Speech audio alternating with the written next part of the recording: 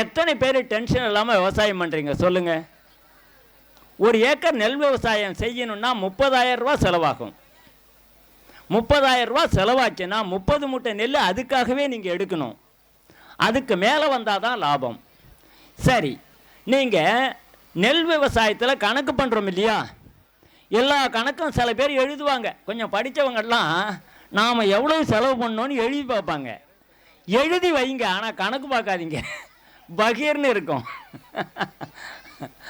நான் பக்கத்தில் எங்கள் ஊருக்கு பக்கத்தில் ஆத்தூர்னு ஒரு கிராமத்துக்கு போனேன். ஒரு நண்பரை பார்க்க. அவர் ஐயா இங்கே ஒரு பாய் ரொம்ப பெரிய அளவில் இயற்கை விவசாயம் பண்ணுறாங்க, வாங்க பார்த்துட்டு வரும் அப்படின்னு. அங்கே போனால் அவர் ரொம்ப எகத்தாளமாக உட்காந்துட்டு சிகரெட், ஃபாரின் சிகரெட் பிடிச்சிக்கிட்டு இருந்தார். வாங்கன்னு சொன்னார். அப்புறம் கொஞ்ச நேரத்துக்கு சிகரெட்டை கையில் வச்சுக்கிட்டே என்னை கொஞ்சம் உத்து பார்த்தாரு. ஐயா நீங்கள் தான் வீராசாமி ஐயாவான்னாரு. ஆமான்னாரு. இவர் ஐயோன்ட்டு சொல்லி உதறி சிகரெட்டை தூக்கி எறிஞ்சிட்டு, ஐயா உங்களை தான் பார்க்கணுன்னு நினச்சேன் அப்படின்னாரு. என்ன ஐயா செய்கிறீங்க, எப்படி விவசாயம்லாம் போகுதுன்னா 60 ஏக்கர் நிலம். ஐயா நமக்கு யுஏஇயில் பெரிய தொழில் இருக்கு, அங்கே ஒரு 30-32 ஆள் வேலை செய்கிறாங்க அப்படின்னாரு. இங்கே எப்படி பண்ணை இருக்குன்னு, அங்கே சம்பாதிக்கிறத இங்கே செலவு பண்ணிக்கிட்டு இருக்கேன்னாரு. ஏங்க அப்படி இருக்கும்போது ஏன் இது செய்தீங்க அப்படின்னப்போ அவர் சொன்னார், எங்கள் அப்பா விவசாயி, எங்கள் அப்பா வயசான காலத்தில் தம்பி நான் விவசாயம் பண்ணுண்டான்னாங்க, அதுக்காக இந்த நிலத்தை வாங்கி போட்டேன். அப்பா இங்கே இருந்தாங்க, விவசாயம் எல்லாம் பண்ணாங்க, நாங்கள் என்னன்னு கண்டுக்கல. அவருக்கு 2-3 குளம் கூட இருக்குது அதுக்குள்ளே. அப்பா சாகிற நேரத்தில் என்னை கூப்பிட்டு, தம்பி உன்கிட்ட ஒரு விஷயம் சொல்லணுண்டான்னாங்க. என்னப்பா அப்படின்னு, பண்ணையில் என்ன செலவு பண்ணாலும் சரி அதை கரெக்டாக கணக்கு எழுதிடு, கரெக்டாக கணக்கு எழுதி வை அப்படின்னா. சரிப்பா அப்படின்னு சொன்னேன்.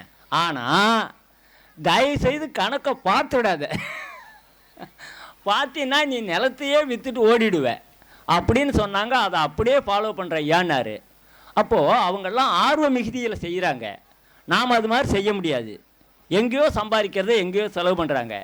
ஆனால் நாம் எந்த ஒரு விவசாயியும் எக்ஸ்பென்ஸை கட்டுப்படுத்தினால் மட்டும்தான் லாபகரமாக வர முடியும். செலவை குறைச்சா மட்டும்தான். அந்த செலவை குறைக்கிறதுக்கு என்னென்னவெல்லாம் முடியும்னு பாருங்கள்.